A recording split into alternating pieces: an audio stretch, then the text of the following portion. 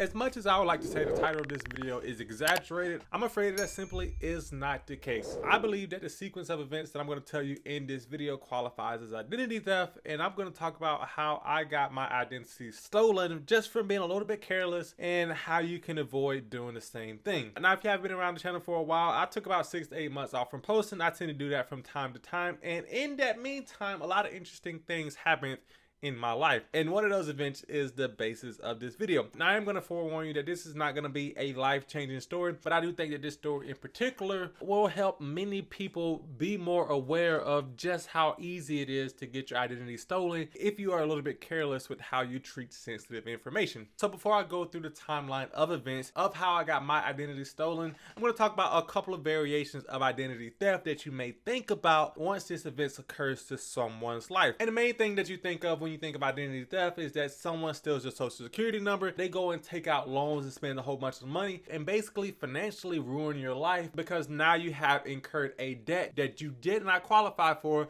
but because it had your social security number, that is how they were able to pretend to be you and then get access to your credit and then get approved for lending based on your credit profile. Now, that is probably the most serious form of identity theft, and that is not what happened to me, fortunately. But another form of identity theft is when someone uses your credit card or your debit card and pretends to be you and goes and make purchases with your card without your knowledge. And that is the form of identity theft that happened to me. It wasn't a big fancy one that you see in movies, but it's still one that caused a financial burden and would have caused a much larger financial burden had I not been so on top of the charges that were on my card. So now that we got that out of the way, let's go through the timeline of events of my incompetence of how I actually got one of my credit cards stolen and was then a victim of fraud or identity theft, or whatever you may call it in this nature. So for those who've been around the channel for a while, you guys know that this is a new studio. Even though it looks fairly similar to my old studio, this is a brand new studio in a brand new house from the one that I posted my videos from in the past. And that is so important because obviously to get a new studio,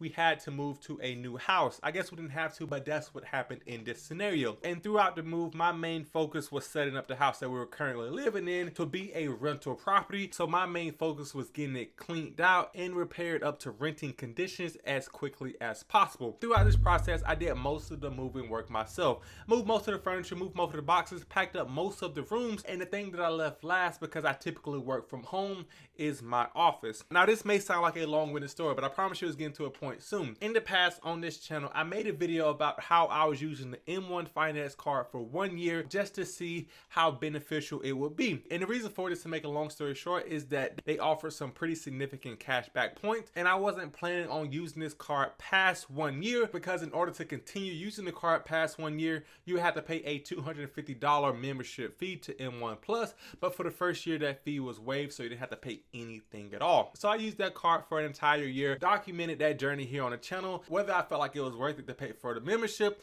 and ultimately what I decided was that it was not worth it and that I was not going to renew the membership to M1 Finance. After I made this decision, I contacted M1 Finance and informed them of my decision that I wasn't going to renew the card, and then from that point of that video, I pretty much just forgot about the card entirely. And I thought, foolishly enough, that because I didn't renew the card, that I was not going to be able to charge the card anymore because there was not an active M1 Plus membership for that M1 Finance card. And that is all to say that this particular card stayed in my office collecting dust for about 3 to 4 months before we ultimately decided to move. And when we decided to move, I started throwing a lot of documents away and trash that I did not want to take with us to the new house. And one of those pieces of trash that I threw away happened to be that M1 card. Now, honestly, when I threw that card away, I knew that I probably should have shredded it. One of the reasons why I didn't cut it up into multiple pieces before throwing it away was that the M1 card was made of metal. So when I threw it away, I made sure to put it in a larger trash bag filled with other types of trash, so the chances that this card would happen to be stumbled upon was plenty low enough for me to feel secure that someone probably wouldn't find the card,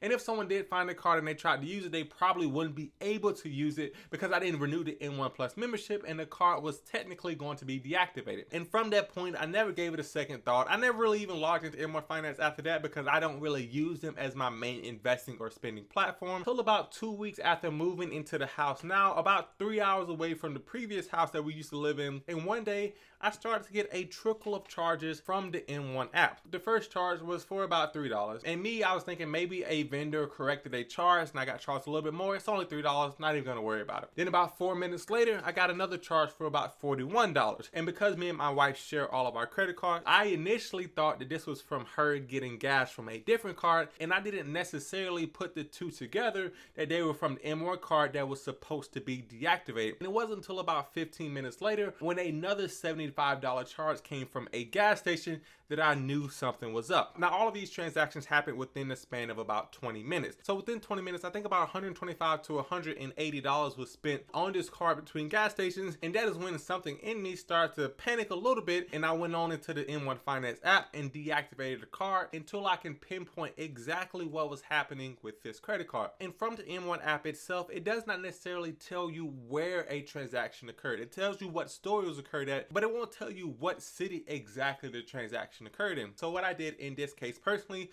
was that I got on the phone with M1 Finance and I asked them, because I still did not believe that this was identity theft, whether or not these were lately processed charges that I may have made earlier, or had these transactions happened today in a city that I was 3 hours away from. And what they told me over the phone was that yes, these transactions occurred that same day in a city that I used to live in that I don't anymore, that was over 3 hours away. So I immediately asked, what are my options in this scenario? Can I get the money back? Do I have to pay the money myself? How does all of this work? And the reason why I was so calm was because this amount was less than $200. And had it been $1,000, $2,000, $4,000, I would have been a lot more anxious about getting this money back. And although $200 is a lot of money, it wasn't enough to where I felt emotionally attached to break down from the idea that I wouldn't receive this money back. And basically what M1 told me was that I could dispute the transaction, and depending on the vendor that they spent the money at and their speed of returning the money, this could take anywhere from 10 business days to 90 days total for me to get my money back. And in the meantime, M1 Finance wouldn't charge me that money, but they would not give me that available credit back until a decision was made on whether or not the dispute was successful. And all of this happened very early in the month of June 2023. And honestly, before I started recording this video, I should have checked to see if I got the money back, but I did not. So let's see together live on if I got the refund back from these fraudulent charges or not. So as I pull up the M1 Finance app on my phone and log in, let's see exactly what happens when you dispute a transaction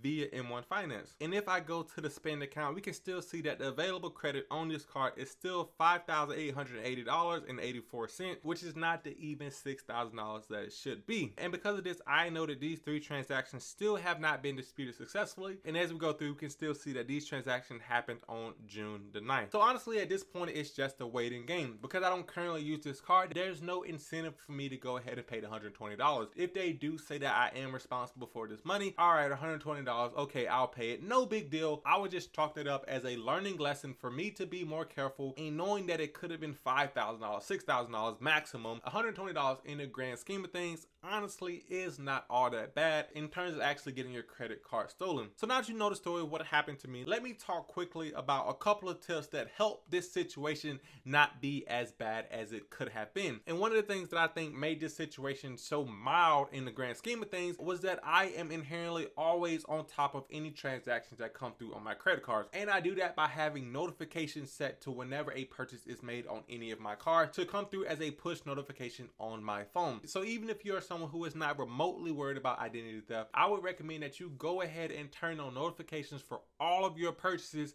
just in case sometime, somewhere, somehow somebody gets access to your information and starts buying stuff, and you don't want to wait until that person has 24 hours of free reign with your credit until you find out what they did. By having your notifications come to you in real time, you are able to stop the bleeding almost as soon as it starts and stop a really bad situation from becoming worse. And I know some of you may be wondering, are you going to press charges? Are you going to be requesting security footages to find out who did this to you? And honestly, I am not too concerned about wasting any more time of my life trying to find this person. Me personally, I'm just going to chalk it up to someone who may have been in need, who may have been blessed by having that $120, although not the means that I would have wanted to bless them with, but blessed all the same by having a little bit over $100 given to them for free. And honestly, if someone is willing to go to jail over $100, $120, then they probably needed that $100 more than than I did at that time. Now, that's not to say I'm going to go around doing that all the time and just give my credit card to random people, but in this scenario, I am not losing any sleep at night knowing that the person that spent $120 on my credit card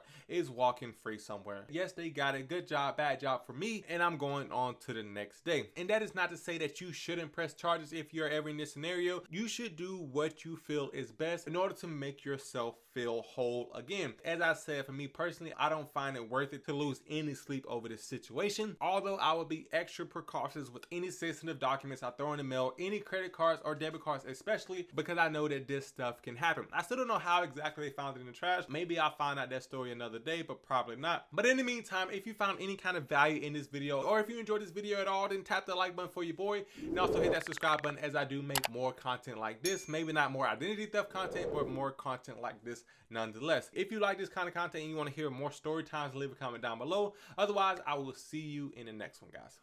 Peace.